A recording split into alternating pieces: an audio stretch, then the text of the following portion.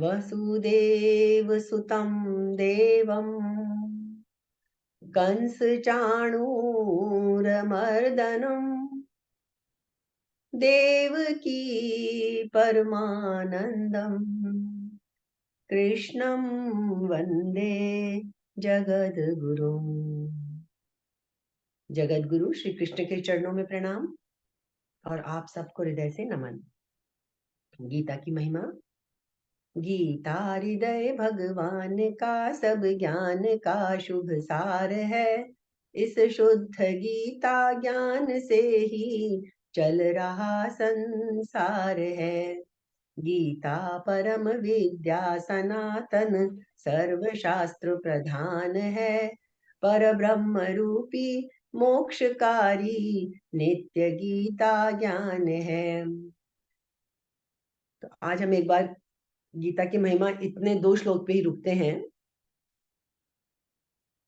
ये जो वर्ड आया ना अभी मोक्षकारी, और यही हमारा अभी 6ठे अध्याय का विषय चल रहा है, जो अभी हमारे श्लोक चल रहे हैं सारे, कि अल्टीमेट जो है वो मोक्ष की ही इच्छा है।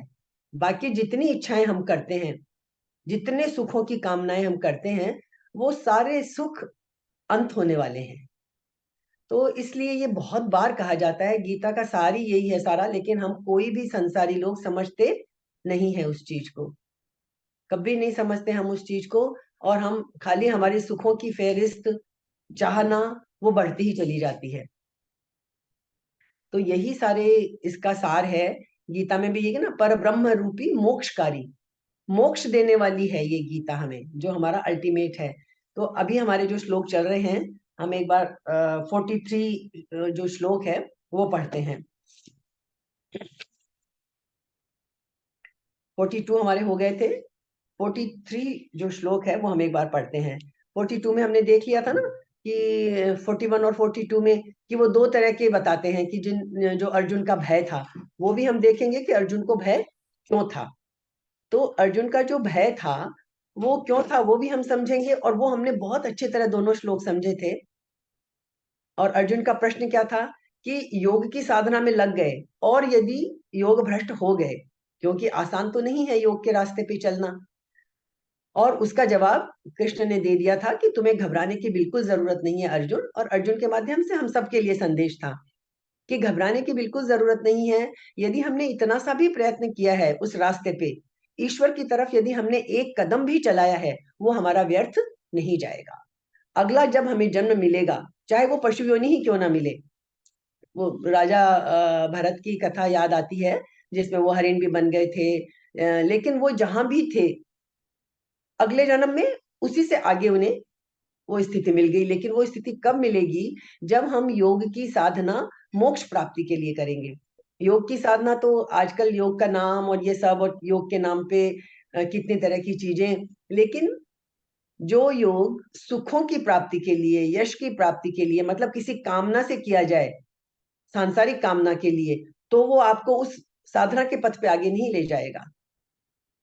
ये यहाँ उस योग की बात कही है जो मानव जीवन का जो अंतिम लक्ष्य है, जो हमें प्राप्त करना है, उद्देश्य हमारा मुक्ति, अपने स्वरूप को पहचानना। ये जो हु एम आई, मैं कौन हूं का जो प्रश्न हमेशा से एक यक्ष प्रश्न की तरह खड़ा रहता है, कोई जवाब किसी को मिल नहीं पाता। और उस अपने आप को पहचानने के लिए जो ये किया जाता है, उस यात्रा के लिए जो योग किया जाता है, वो है मुक्ति की राह का योग, जिसमें आपको असली ज्ञान मिलता है। तो यदि उस तरह से हम योग की साधना करेंगे, समता की साधना करेंगे, तो हमारा किया हुआ एक स्टेप भी, योग की थोड़ी सी साधना भी हमारी व्यर्थ नहीं जाएगी। ये कृष्ण ने आश्वासन दे दिया था कि योगियों के कुल में जन्म हो जाएगा सीधा ही, उसको स्वर्ग आदि में भी नहीं जाना पड़ेगा। यहाँ स्वर्ग आदि की भी बाधा है। यदि जो साधना के पथ पे है उसके लिए तो स्वर्ग आदि भी बाधा स्वरूप है, एक तरह से दंड कह लीजिए साधक के लिए। स्वर्ग में क्यों? स्वर्ग बड़ी एक खास बात कभी सोच के देखिए, ये स्वर्ग में क्या है? सुख ही सुख है, कल्प वृक्ष है ना, और वो कामधेनु गाय है। कल्प वृक्ष के नीचे बैठो, जो मुंह मन में बोलना तो है ही नहीं, इच्छा करी और वो चीज हाथों हाथ हाजिर। तो फिर कभी सोच के देखो आप जीवन में, यदि सुख ही सुख, सुख ही सुख, सुख ही सुख मिलता रहे, क्या बोर्डम नहीं आएगा? जिंदगी बिल्कुल उबाऊ हो जाएगी। इसीलिए हमने पिछली बार भी चर्चा की थी, देवता भी इच्छा करते हैं कि थोड़ा लाइफ में खट्टा मीठा सब कुछ रहना चाहिए, दुख भी चटनी की तरह आना चाहिए जीवन में। नहीं तो वो बोलते हैं ना, फिर सुख का अनुभव ही नहीं होगा। सुख की जो अनुभूति है वो होगी ही नहीं। दुख के बाद सुख आता है तो कितनी खुशी मिलती है। तो इसलिए जो साधक होते हैं उन्हें स्वर्ग की कामना ही नहीं होती है, वो स्वर्ग चाहते ही नहीं है। तो ये एक है, मजाक की कहानी है। एक बहुत बड़े विद्वान थे, तो उन्होंने कहा भाई स्वर्ग का जितना विवरण पढ़ते हैं, ऐसे मुझे पढ़ा हुआ याद आ रहा है उसमें, तो वो बोलते हैं कोई वेस्टर्न फिलोसोफर है कि स्वर्ग का जितना विवरण पढ़ते हैं, मुझे तो पढ़ के लगता है कि मैं तो स्वर्ग कभी जाना ही नहीं चाहूंगा। वहां तो बोरियत के सिवाय कुछ है ही नहीं, कुछ करने को ही नहीं है, क्योंकि साधना वहां हो नहीं सकती और उन्नति आप वहां कर नहीं सकते। स्वर्ग खाली भोग योनि है, वहां जाके आप बस भोग भोगिए, सुख ही सुख है वहां, बस जो चाहा वो मिलता चला जाएगा। तो उन्होंने कहा वहां तो कुछ करने को ही नहीं है, इससे तो नर्क अच्छा है। कम से कम संघर्ष तो करेंगे, अपने आप को कुछ सुधार तो पाएंगे। तो ये एक पॉइंट है। और साधक के लिए तो ये बिल्कुल ही स्वर्ग की कामना से वो कुछ करता ही नहीं है। तो ऐसे साधक को कहाँ जन्म मिलता है?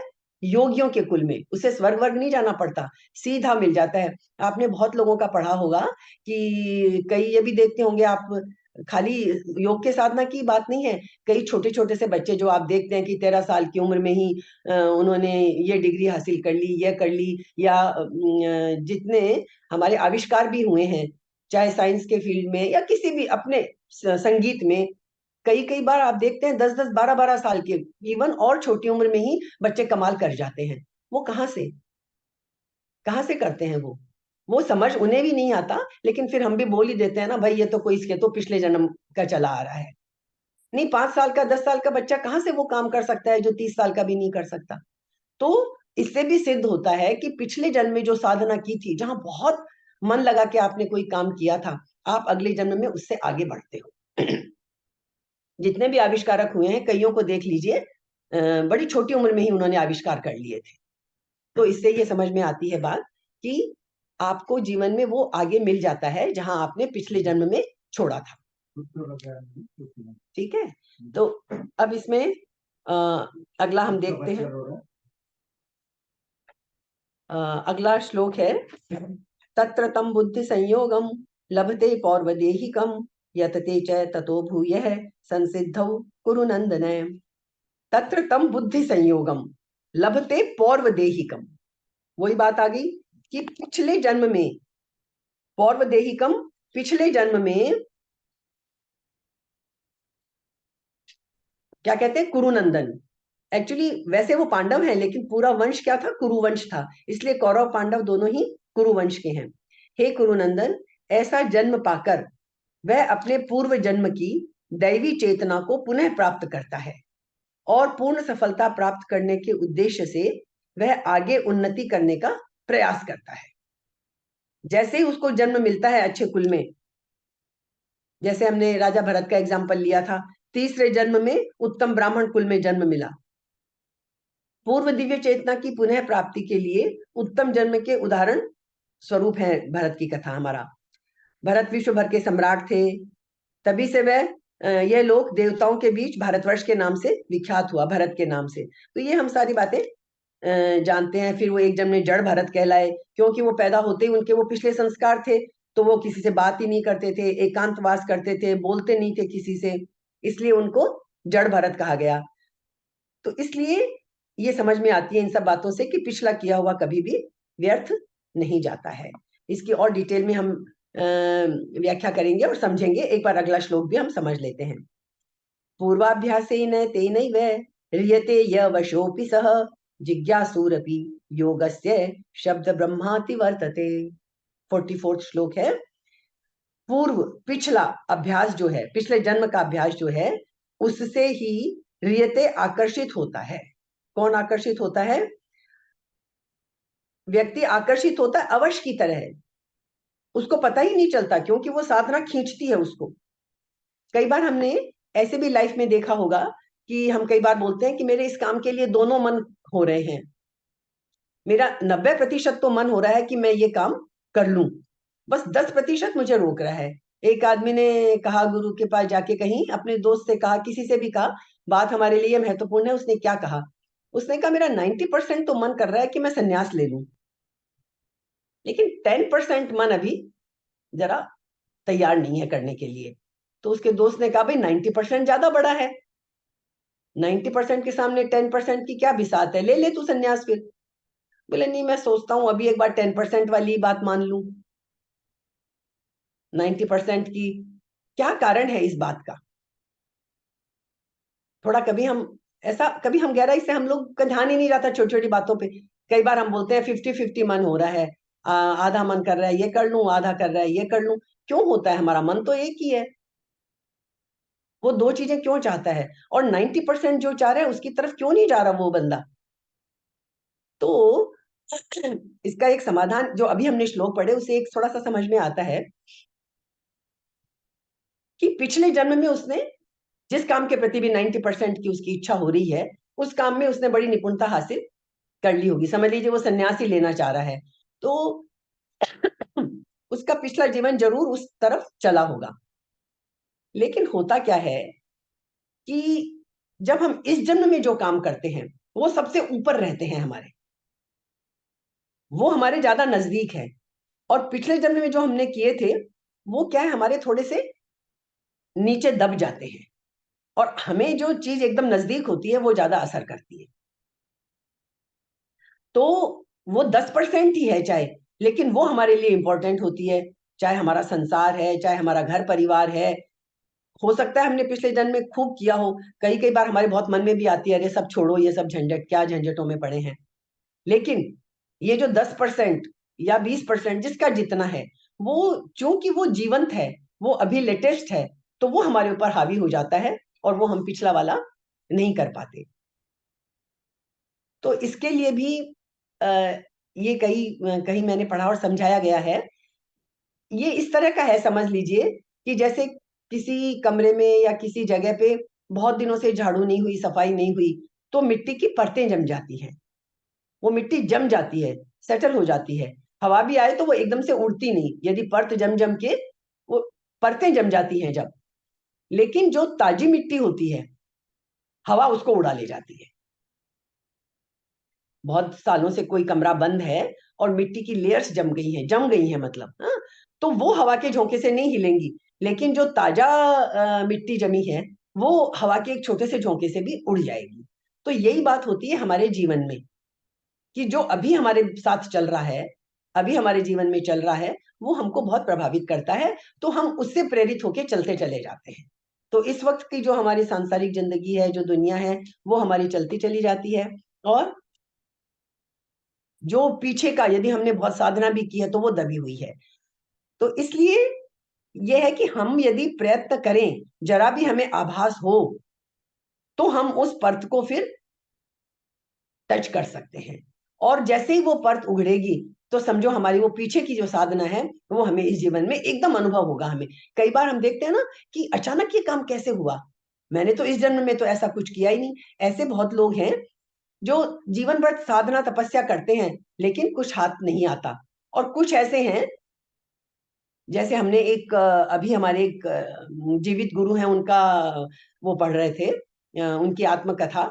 तो उसमें भी वो पूरे अपने बिजनेस में लगे हैं, हर काम में लगे हुए हैं। लेकिन एक दिन एकाएक उन्हें क्या हुआ कि वो एक पेड़ के ऊपर, अपने पेड़ ऊपर चढ़ के बैठ गए, और जो घटना घटना जिसे हम बोलते हैं सेल्फ रियलाइजेशन की, वो उनके साथ हो गई। और वो सब कुछ भूल गए। उनकी मीटिंग्स थी, अपने पार्टनर को कह रखा था कि इतने बजे मैं आऊंगा, तुम भी आ जाना, मिल लेंगे। पूरा तरह से बिजनेस में डूबे हुए, बिजनेस उनका खूब अच्छे पे चल रहा था। और उनके साथ तो वो अद्भुत घटना घट गई, और उन्हें तो कुछ होश ही नहीं था। वो वैसे ही अवस्था में बैठे रहे वहां पे। बाद में जब घर पहुंचे, कितने बोलते हैं कि उन्हें 3-4 दिन बाद होश आया। और उसके बाद कैसा बिजनेस और कैसा कुछ और काम, उनको वो आत्मचेतना की उपलब्धि हो चुकी थी। तो ये अचानक जिसके साथ कुछ होता है, ये कैसे होता है? क्योंकि वो पूर्व जन्मों का, जैसा उन्होंने अपना जिक्र किया कि ये पिछले 3 जन्मों से साधना उनकी चल रही थी, और वो एकाएक कैसे हुआ, वो क्या हुआ, कहाँ उस जमी हुई परत में पिन जाके चुभा और वो चेतनता आ गई। तो इसलिए जो पीछे की साधना है वो काम तो करती है, लेकिन कई बार क्या होता है कि वर्तमान चीजें उसके ऊपर इतनी हावी हो जाती हैं कि वो जो आधा इंच की वो जो दूरी रह जाती है उस लक्ष्य से, वो भी हम पूरी नहीं कर पाते।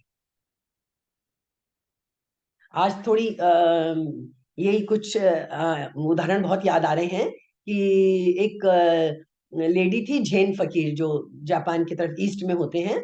तो वो बड़ी मतलब काफी सिद्ध टाइप की थी। वो अपने गुरु के पास रहती थी आश्रम में, और पूरा उसका कोई जीवन में और रुचि नहीं थी। संसार में भी हम देखते हैं ना, बहुत लोगों की रुचि होती है दुनियावी चीजों में, बहुत गृहस्थी में रहते हुए भी, और अध्यात्म की तरफ झुके हुए रहते हैं।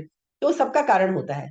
तो उसकी रुचि नहीं थी, वो गुरु के पास रहती थी, और उसको ये था कि बस मुझे वो कुछ तो मेरे कमी रह रही है, मुझे वो आत्म साक्षात्कार क्यों नहीं हो रहा है। वो अपने गुरु के पास बार बार पूछती। गुरु कहते आएगा तेरा समय, जब आएगा तेरे को अपने आप हो जाएगा। ऐसे करते करते करते वो बूढ़ी हो गई। अब उसको बेचैनी होने लग गई कि लगता है मेरा तो जीवन बेकार चला गया, मैं इतने सालों से गुरु के पास हूँ फिर भी मुझे कुछ हो ही नहीं रहा है। तो वो बड़ी परेशान। उसने जब काफी बूढ़ी हो गई थी, तो उसने एक दिन गुरु से कहा कि अब तो मुझे लगता है मेरा मरने का ही समय आ जाएगा, मुझे तो आप बताओ मुझे कब आत्म साक्षात्कार होगा। तो गुरु ने कहा हो जाएगा, बस अभी कुछ दिनों में पूर्णमासी आने वाली है, तो मुझे लगता है उस दिन तुझे आत्म साक्षात्कार हो जाएगा। वो इंतजार करने लगी पूर्णमासी का। पूर्णमासी भी आ गई, रात रात होने को आ गई, शाम शाम हो गई जैसे। तो वो तो बड़ी बेचैन थी। गुरु ने उसे कहा कि जरा मुझे कुएं से पानी ला दो, पानी पीना है। तो जैसा पुराने जमाने में, बहुत पुरानी कहानी है ये, तो वो डंडी के ऊपर दो तरफ बकेट या जो भी बर्तन रख के, और वो पानी लेने के लिए चली गई। दूर जाना पड़ता था। पानी लिया उसने, वापस लौट रही है। उसने देखा चांद पूरा खिला हुआ है आसमान में, और उसे लगा ये तो पूर्णिमा भी खत्म हो जाएगी थोड़ी देर में, मेरा तो गुरु का कहा हुआ पूरा हो नहीं रहा है, अब मैं क्या करूं। तो वो बहुत बेचैन हुई, और उस बेचैनी में क्या हुआ, आगे आते आते उसके हाथ से वो डंडी छूट गई, वो दोनों घड़े उसके फूट गए, जमीन पे गिर गए वो घड़े। और उसने क्या देखा अचानक से, वो घड़े में चंद्रमा का प्रतिबिंब, जो पानी था ना घड़े में थोड़ा सा, उसमें चंद्रमा का प्रतिबिंब पड़ रहा था। और अचानक वो घटना उसके घट गई, और उसे अपने अंदर खुद नजर नहीं आया, उसे वो परमात्मा ही नजर आने लग गया। मतलब अब हमने तो कभी आत्म साक्षात्कार किया नहीं, इसलिए हम तो कुछ जानते ही नहीं है। पर जिन्होंने आत्म साक्षात्कार किया है, बुद्ध जैसे लोग या और भी, वो भी कहते हैं कि ये मुंह से बोलने की बात ही नहीं है, बताने की बात ही नहीं है, अनुभव की चीज है। जिसे बोलते हैं ना गूंगे का गुड़ है। बहुत कोशिश करते हैं बताने की कि ऐसा होता है, वर्णन नहीं किया जा सकता, लेकिन शब्द कम पड़ जाते हैं वो बताने के लिए, शब्द पूरे नहीं पड़ते। तो अब उसको भी वो बता कुछ नहीं पा रही, लेकिन वो तो जैसे नाचने लग गई कि जिसको मैं ढूंढ रही थी इतने सालों से, मेरा जीवन खत्म होने को आया, ये तो गुरु की बात सच हो गई, मुझे तो मिल गया मिल गया। वो तो नाचने लग गई, एकदम पागल हो गई, और खुशी से नाचने लग गई। फिर देखा वो पानी भी बह गया, चंद्रमा का प्रतिबिंब भी नहीं रहा, और अब सब जगह उसको तो वो एक ही तत्व, परमात्मा तत्व ही सब में नजर आने लग गया। दौड़ती दौड़ती आई गुरु के पास, बोली मिल गया मुझे तो मिल गया। तो गुरु ने कहा मैंने कहा था तुझे मिलेगा, बस तेरे एक इतनी सी दूरी थी, बस वो फूट, तेरे अंदर जो था जमा हुआ वो फूट नहीं रहा था, घड़े फूटने के साथ तेरे अंदर का वो भी आज फूट पड़ा। तो बात वही है कि कब किसको कितना समय लगता है, लेकिन व्यर्थ नहीं जाता पिछले जन्मों का किया हुआ। इसलिए ये बार बार गीता में शायद हमें इसीलिए कहा गया है कि हम ये ना सोचें कि अंतिम लक्ष्य तो मिलने से रहा, उतनी साधना तो हमसे होगी नहीं, तो हम फिर करें ही क्यों। नहीं, करो जरूर, हमें करना जरूर है, लेकिन वो हमें फायदा भी देगी। आगे से हमारी साधना वहीं शुरू हो जाएगी। आप छोटी सी बात ऐसे ही देख लेना, कई बार जैसे हम कोई सब्जेक्ट पढ़ते हैं, जैसे हमने स्कूल कॉलेज टाइम में समझ लीजिए कोई ग्रामर पढ़ी या कोई चीज पढ़ी, सालों निकल गए, हम घर गृहस्थी में लग गए, भूल गए। लेकिन यदि हम कुछ सालों बाद भी उसी सब्जेक्ट को फिर से खोलेंगे, तो हमें उतनी मुश्किल नहीं होगी, हम वहीं से आगे बढ़ेंगे। एक और उदाहरण ले सकते हैं कि हम यात्रा कर रहे हैं। हम थक गए, बीच में एक पेड़ के नीचे हम सो गए, नींद आ गई। जब हमारी आंख खुलेगी तो जितनी यात्रा हुई है वो व्यर्थ तो नहीं गई ना हमारी। आंख खुलेगी तो वहीं से तो आगे यात्रा शुरू हो जाएगी हमारी, हम अपने डेस्टिनेशन पे पहुंच जाएंगे। तो जो यात्रा हमने की है वो हमारी व्यर्थ नहीं जाएगी, ये इसका मतलब है सारा। तो ये बात भी हमें समझ में आ गई। 44 श्लोक पे आते हैं। पूर्वाभ्यासेन तेनैव रियते य वशोऽपि सः जिज्ञासुरपि योगस्य शब्द ब्रह्माति वर्तते। कि पिछला अभ्यास जो है उससे आकर्षित होता है मनुष्य, निश्चय ही वो क्या करता है, अपने पूर्व जन्म की दैवी चेतना से वह न चाहते हुए भी स्वतः योग के नियमों की ओर आकर्षित होता है, क्योंकि उसका पिछले जन्मों का अभ्यास है। ऐसा जिज्ञासु योगी शास्त्रों के अनुष्ठानों से परे स्थित होता है। वो कोई पूजा पाठ यज्ञ अनुष्ठान शास्त्र कुछ नहीं करता वो, लेकिन लोग कहते हैं ये तो कुछ करता ही नहीं, फिर भी देखो सिद्धि मिल गई इसको। तो वो उसके पिछले जन्मों का फल होता है। तो उन्नत योगीजन शास्त्रों के अनुष्ठानों के प्रति अधिक आकृष्ट नहीं होते, वो ज्यादा अनुष्ठान वगैरह नहीं करते, किंतु योग नियमों के प्रति स्वतः आकृष्ट होते हैं वो, जिनके द्वारा वो ईश्वर प्राप्ति का जो तत्व है उसमें वो आरूढ़ हो जाते हैं। तो इसलिए क्या कहते हैं, प्रार्थना क्या की जाती है कि हे भगवान, जो लोग आपके पवित्र नाम का जप करते हैं वे चांडालों के परिवार में जन्म लेकर भी आध्यात्मिक जीवन में अत्यधिक प्रगति कर लेते हैं। ऐसे जपकर्ता निसंदेह सभी प्रकार के तप और यज्ञ कर चुके होते हैं। वो इसलिए नहीं करते इस जन्म में कि वो सारा प्रोसीजर वो कर चुके हैं पहले, जो प्रोसीजर था वो काफी कर चुके हैं। अब उनकी यात्रा आगे से शुरू हो रही है, तीर्थ स्थानों में स्नान भी कर चुके हैं और समस्त शास्त्रों का अध्ययन भी कर चुके होते हैं। किसी को लगता है ना कि ना तो तीर्थ जाता है, ना कोई शास्त्र पढ़ता है, ना यज्ञ है, ना अनुष्ठान है, ना भगवान का नाम का जप करता है, और फिर भी इसको सिद्धि मिल गई, अपने में ही मस्त है, मगन है। तो वो इसीलिए कि वो ये सारे काम वो पहले उनकी यात्रा वो कर चुका है, ये हमें समझाया गया है। इसका एक उदाहरण भगवान चैतन्य ने प्रस्तुत किया, जिन्होंने ठाकुर हरिदास को अपने परम प्रिय शिष्य के रूप में स्वीकार किया था।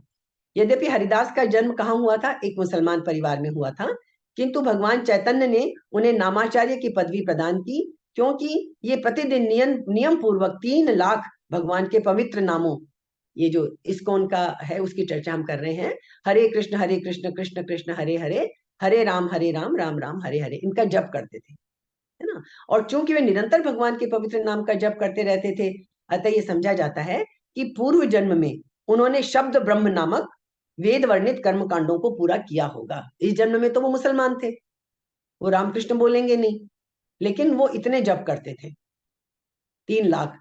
तो ये अलग अलग तरीके हैं ना, कोई नाम जप से भी सिद्धि पा लेता है। तो ये शब्द ब्रह्म जो हमने देखा ना, शब्द ब्रह्म, वो पूरा कर चुके होंगे वो पिछले जन्मों में अपने। इसलिए जब तक कोई पवित्र नहीं होता तब तक वो ईश्वर की प्राप्ति उसे नहीं होती। पवित्र तो वो हो चुका होता है, तो कोई सब अपने जन्मों के अनुसार चलता रहता है। तो ये बात भी हमको समझ में आ गई। कोशिश करते हैं एक बार 45वां श्लोक भी थोड़ा सा ले लेते हैं, व्याख्या इनकी बहुत डिटेल में है, हम कर लेंगे फिर। प्रयत्नात् यत मानस्तु, योगी में संधि विच्छेद करके पढ़ रही हूं, प्रयत्नाद्य त मानस्तु, प्रयत्नात् यत यत माने, मतलब प्रयत्न करता हुआ, प्रयत्नात् यत माने तू योगी संशुद्ध किल विषय, संशुद्ध किल विषय, अनेक जन्म संसिद्ध ततो, अनेक जन्म संसिद्ध ततः याति पराम गतिम। तो क्या कह रहे हैं, जब योगी समस्त कल्मश, कल्मश का मतलब पाप, जब योगी समस्त कल्मश से शुद्ध होकर सच्ची निष्ठा से आगे प्रगति करने का प्रयास करता है, सच्ची निष्ठा से, प्रयत्नात् यतमान है मतलब प्रयत्न करता है, तो क्या होता है, अंततो गत्वा, अंत में जाकर, अनेक जन्म संसिद्ध, अनेकानेक जन्मों के अभ्यास के पश्चात, तभी तो बोलते हैं ना कि ये ईश्वर को पाने के लिए तो पता नहीं कितने जन्म लेने पड़ते हैं, एक ही जन्म में हो जाए आसान बात नहीं है। तो अनेकानेक जन्मों के अभ्यास के पश्चात सिद्धि लाभ करके वह परम गंतव्य को प्राप्त कर लेता है। तो इसलिए हमें अपना ये मनुष्य जन्म भी जो मिला है, हमें अपने अध्यात्म के रास्ते पे निष्ठा पूर्वक चलना है। यह नहीं सोचना है कि ये तो कठिन रास्ता है, सिद्धि कैसे मिलेगी। हम स्टेप बाय स्टेप, कदम कदम चल चल के प्राप्त कर लेंगे उसको। तो सदाचारी, धनवान या पवित्र कुल में उत्पन्न पुरुष, हमने देखा ना, सदाचारी, धनवान, पवित्र कुल में उत्पन्न भी पिछले जन्मों के कर्मों के अनुसार ही इस जन्म में परिवार मिलता है हमें। उत्पन्न पुरुष योगाभ्यास के अनुकूल परिस्थिति में सचेष्ट हो जाता है, अगले जन्म में वो उसको परिस्थिति अच्छी मिल जाती है। अतः वह दृढ़ संकल्प करके अपने अधूरे कार्य को, जो पिछले जन्म में उसने अधूरा छोड़ दिया था, उसको करने में लग जाता है वो व्यक्ति। और इस प्रकार वह अपने को समस्त भौतिक कल्मश, जो भौतिक अशुद्धि है, भौतिक पाप है, उनसे शुद्ध कर लेता है। समस्त कल्मश से, समस्त पापों से मुक्त होने पर उसे परम सिद्धि, परम सिद्धि क्या है? ईश्वर की प्राप्ति, सेल्फ रियलाइजेशन, आत्म साक्षात्कार, कुछ भी कह लो, सच्चाई का ज्ञान हो जाता है कि मैं वास्तव में हूं क्या, किस लिए मुझे जन्म मिला है और मैं हूं कौन। ये जो सच्चाई है, ये लक्ष्य उसे मिल जाता है, ये प्राप्ति उसको हो जाती है। तो ये जब सिद्धि होती है, वो है पूर्ण अवस्था मुक्त होने की। जब किसी को ये प्राप्त हो जाए, वो मुक्त होने की अवस्था है। तो भगवत गीता में भी यही सब कहा है ना, ये शाम त्वंतगतम पापम जनानाम पुण्य कर्मणाम ते द्वंद्व मोह निर्मुक्ता भजन्ते माम दृढ़ व्रतः। दृढ़ व्रत से फिर वो भगवान का भजन करते हैं, तो वो भगवान को पा लेते हैं। अनेक जन्मों तक, क्या कहते हैं, अनेक जन्मों तक पुण्य कर्म करने से जब कोई समस्त कल्मश, समस्त पाप तथा मोहमय द्वंद्वों से, मोह जो है, द्वंद्व जितने हैं, उनसे पूर्णतया मुक्त हो जाता है, तभी वह भगवान की दिव्य प्रेमा भक्ति में लग जाता है। अब अगला श्लोक हम पढ़ लेते हैं, बहुत आपको सुना हुआ है, लास्ट का वर्जन तो खूब ही सुना है इसका, तस्माद योगी भवार्जुन। तो हम एक बार इसका सामान्य अर्थ कर लेते हैं। क्या कृष्ण आगे क्या कहते हैं? तपस्विभ्यो विधिको योगी ज्ञानिभ्योपि मतोधिक है कर्मेभ्यश्चाधिको योगी तस्माद्योगी भवार्जुन। हे अर्जुन, तू इसलिए योगी बन। क्यों बन योगी? कृष्ण क्या कहते हैं? योगी पुरुष तपस्वी से, ज्ञानी से और सकाम कर्मी से बढ़कर होता है। ये तो इसकी व्याख्या में तो बैठेंगे तो हमें सुबह से रात हो जाएगी। योगी पुरुष तपस्वी से भी बढ़कर है, ज्ञानी से भी बढ़कर है, सकाम कर्मी से भी बढ़कर होता है। अतः हे अर्जुन, तुम सभी प्रकार से योगी बनो। तपस्विभ्य अधिक योगी, तपस्वियों से अधिक है, श्रेष्ठ है योगी। ज्ञानिभ्य अपि मतोधिक है, ज्ञानियों से भी बड़ा माना जाता है योगी। और कर्मिभ्य, जो सकाम कर्मी है, निष्काम कर्म तो मुक्ति दे देता है, लेकिन जो सकाम कर्मी है, जो कामनाओं से हम सब कर्म करते हैं, कर्मिभ्य सकाम कर्मियों से भी अधिक श्रेष्ठ कौन है? योगी। तो जब ये श्रेष्ठ है, तो क्या कहते हैं कृष्ण अपने दोस्त को, अपने भाई को? तस्माद योगी भव अर्जुन। हे अर्जुन, इसलिए तू योगी बन जा। अब योगी शब्द तो अपने आप में ही बहुत सारी व्याख्या मांगता है, बहुत गहराई है इस योगी शब्द में, कि सच्चा योगी कौन, किसको हम वो देख चुके हैं कि जब हम सच्चाई जान लेते हैं और समता की स्थिति में जब आरूढ़ हो जाते हैं, तब हम योग की सिद्धि कर पाते हैं। तो जब हम योग का नाम लेते हैं, तो हम अपनी चेतना को परम सत्य के साथ जोड़ने की बात करते हैं। ये तो आपने सबने सुना ही है हमने, कि योग का मतलब क्या होता है? जुड़ना। जैसे हम बोलते हैं ना, 2 और 2 का योग क्या होगा? 4। योग का मतलब होता है जुड़ना। तो यहाँ योग का क्या मतलब है? परमात्मा के साथ जुड़ना। आत्मा और परमात्मा का जो आपस में जुड़ाव है, वो योग है। तो जब हम योग का नाम लेते हैं, तो हम अपनी चेतना को, जो आत्मस्वरूप चेतना है, परम सत्य के साथ जोड़ने की बात करते हैं। विविध अभ्यासकर्ता इस पद्धति को ग्रहण की गई विशेष विधि के अनुसार विभिन्न नामों से पुकारते हैं। नाम अलग अलग हैं, लेकिन सबका लक्ष्य एक ही होता है। तो जब यह योग पद्धति सकाम कर्मों से मुख्यतः संबंधित होती है तो कर्मयोग कहलाती है। जब सकाम कर्म है तो हमको अपने फल मिल जाएंगे, है ना, अच्छे कर्मों की, अच्छे फलों की इच्छा से कुछ करेंगे, निष्काम कर्म करेंगे तो मुक्ति मिल जाएगी। तब ये चिंतन से संबंधित होती है तो ज्ञान योग कहलाती है। ज्ञान योग भी हम पढ़ चुके हैं खूब अच्छे से, है ना, कि जब चिंतन ज्ञान के रास्ते कोई चलता है तो वो ज्ञान योगी कहलाता है, कर्म के रास्ते चलता है तो कर्म योगी कहलाता है, और जब वह भगवान की भक्ति से संबंधित होती है तो फिर वो भक्ति योग कहलाता है। ये सब हम समझ चुके हैं। तो भक्ति योग या ईश्वर में पूरी भक्ति करना वो समस्त योगों की परम सिद्धि है, जब आप सब कुछ भूलकर खाली एक ईश्वर में ही लीन हो जाते हैं। अब अगले श्लोक में यही बात बताई जाएगी। भगवान ने यहाँ पर योग की श्रेष्ठता की पुष्टि कर दी इस 46 श्लोक में, किंतु उन्होंने इसका उल्लेख नहीं किया कि यह भक्ति योग से श्रेष्ठ है। भक्ति का नाम नहीं लिया इन्होंने यहाँ पे। योग को ये तो कह दिया कि योग तपस्वी से भी अधिक है, ज्ञानी से भी अधिक है, कर्मी से भी अधिक है, इसलिए योग अर्जुन तू योगी बन जा। भक्ति योग का नाम इस श्लोक में कृष्ण ने कहीं नहीं लिया। तो भक्ति योग तो क्या है, एक्चुअली पूर्ण आत्मज्ञान ही है। जब आप भक्ति में लीन हो जाते हो, जब पूरी तरह से आप ईश्वर स्वरूप ही बन जाते हो, तो वो तो फिर अंतिम लक्ष्य की प्राप्ति हो ही गई ना। तो श्रेष्ठ और ना श्रेष्ठ की बात ही नहीं रही। परमेश्वर के प्रति समर्पित हुए बिना ज्ञान योग भी अपूर्ण है, सकाम कर्म भी कृष्ण कह लो या ईश्वर कह लो, उसके बिना समय का अपव्यय है। अतः यहाँ पर योग का सर्वाधिक प्रशंसित रूप क्या है, भक्ति योग है। और इसकी अधिक व्याख्या अगले श्लोक में, जो 47 श्लोक है, ये इसका लास्ट श्लोक है इस अध्याय का। हम आज इसको भी एक बार पढ़ लेते हैं ताकि हमें थोड़ा तो लगे कि छठा अध्याय बहुत दिनों से चल रहा है, चलो कहीं एक बार हम पहुंचे तो सही। व्याख्या चाहेंगे तो हम इसकी चाहे जितनी कर लेंगे। तो 47वां श्लोक क्या है, योगिनामपि सर्वेषां मद्गतेनान्तरात्मना श्रद्धावान भजते यो माम स मे युक्ततमो मतः। कह दी वो बात लास्ट में कृष्ण ने। समस्त योगियों में से जो योगी, योगी भी तो हर तरह के हैं ना, ज्ञान योगी, कर्म योगी, ध्यान योगी, भक्ति योगी, बहुत तरह के।